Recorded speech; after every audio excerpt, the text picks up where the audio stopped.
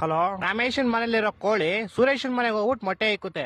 ಇವಾಗ ಮೊಟ್ಟೆ ಯಾರ್ದು ಅಂತ ಹೇಳಪ್ಪ. ಮೊಟ್ಟೆ ಈಗ ಸುರೇಶನ್, ಯಾಕಂದ್ರೆ ಕೋಳಿ ಸುರೇಶನ್ ಮನೇಲಿ ಬಂದಿರ್ತಲ್ಲ, ಯಾರ ಮನೇಲಿ ಬಂದ್ ಮೊಟ್ಟೆ ಇಡುತ್ತೋ ಅವ್ರದೇ ಮೊಟ್ಟೆ. ಇಲ್ಲ ಲೇ, ಇಲ್ವಾ? ಮತ್ತಿನ್ಯಾರ್ದು ಮೊಟ್ಟೆ? ಕೋಳಿದಲ್ಲಿ. ಈಗ ಒಂದ್ ಆನೆ ಈಜಾಡಕ್ ಕೆರೆ ಒಳಗ್ ಹೋಗುತ್ತೆ, ಆಚೆ ಹೆಂಗ್ ಬರುತ್ತೆ? ಹೆಂಗ್ ಬರುತ್ತೆ? ಹೆಂಗ್ ಹೋಗಿರುತ್ತೋ ಹಂಗೆ ವಾಪಸ್ ಬರುತ್ತೆ. ಇಲ್ಲ ಲೇ, ಮತ್ತೆ ಯಾವ ಆಗ್ಬಿಟ್ಟು ಆಚೆ ಬರುತ್ತಲೇ? ಹೊಟ್ಟೆ ಎಷ್ಟು ಉರ್ಸ್ತಾವ್ರೋ ಆ ಭಗವತ್ನ ನೋಡಿದ್ರೆ. ಒಬ್ಬ ಹುಡುಗ ಪ್ರತಿ ವರ್ಷ ಅವ್ನ್ ಬರ್ತಡೆಗೆ ಉಂಡಿಗೆ ₹1 ಆಗ್ತಿದ್ನಂತೆ. 60 ವರ್ಷ ಆದ್ಮೇಲೆ ನೋಡಿದ್ರೆ ಅದ್ರಲ್ಲಿ ಬರೀ ₹12 ಐತಂತೆ. ಹೆಂಗೆ ಅಂದ್ರೆ ಅವ್ನು ಯಾರ ಚಪ್ಪಲಿ ಇರ್ತಾನೆ ಎತ್ಕೊಂಡಿರ್ತಾನೆ. ಇಲ್ಲ ಲೇ, ಮತ್ತೆ ಅವ್ನ್ ಬರ್ತಡೆ ಫೆಬ್ರವರಿ 29 ಇತ್ಲೇ. ನನ್ನ ಮಕ್ಕಳು ಒಂದೊಂದಲ್ಲ. ಓಕೆ, ಲಾಸ್ಟ್ ಅಂಡ್ ಫೈನಲ್ ಕೇಳ್ಕೊಂಬಿಡು. ಹೇಳು. ಒಬ್ಬ ಹುಡುಗಂಗೆ ಹೆವಿ ಶುಗರ್ ಇರುತ್ತೆ, ಡಾಕ್ಟರ್ ಅವ್ನ್ಗೆ ಸ್ವೀಟ್ ಬಿಟ್ಬಿಡು ಅಂತ ಹೇಳ್ತಾರೆ. ಅವನು ಲೈಫ್ ಪೂರ್ತಿ ಸ್ವೀಟ್ ತಿನ್ನಲ್ಲ. ಯಾಕೆ ಹೇಳು? ಇದಕ್ಕೂ ಯಾವ್ದೋ ಉಲ್ಟಾ ಸೀದಾ ಆನ್ಸರ್ ಇರುತ್ತೆ ಪಕ್ಕ.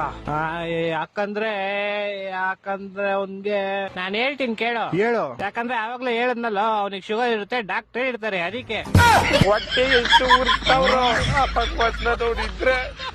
ಸರು ನಾಷ್ಟ ಮಾಡ್ಬೇಕು.